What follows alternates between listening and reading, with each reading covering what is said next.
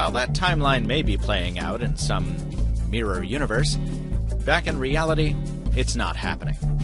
Thanks to the last-minute collapse of a deal, this device is stuck in the same no-carrier purgatory that relegated its predecessors to North American footnotes.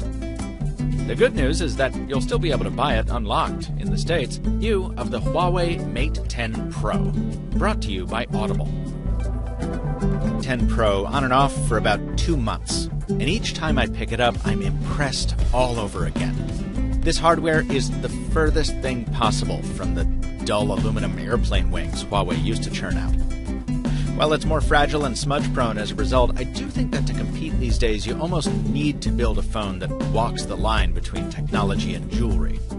Well, the Mate 10 Pro absolutely nails that look, and it backs it up with water and dust resistance and some usability wins to boot.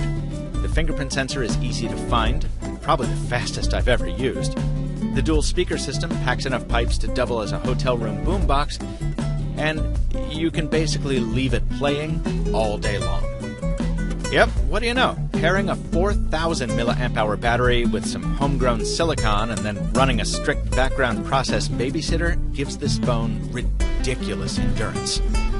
On a typical day, I use my smartphone very heavily.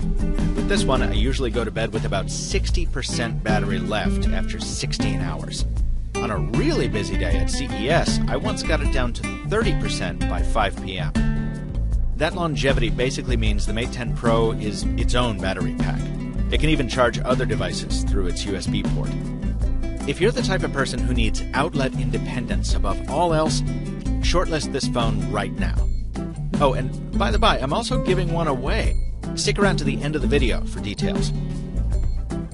But that endurance doesn't mean I'm going to make this my new daily driver, and the single biggest reason for that is the same one that always spoils Huawei phones for me: the software. Look, it's not just that the launcher is a transparent clone of iOS. I really wouldn't mind that if it wasn't so hard to change the launcher and keep it working well. And even if you're successful with that, you still have to deal with a bunch of subpar stuff. Take that power monitor.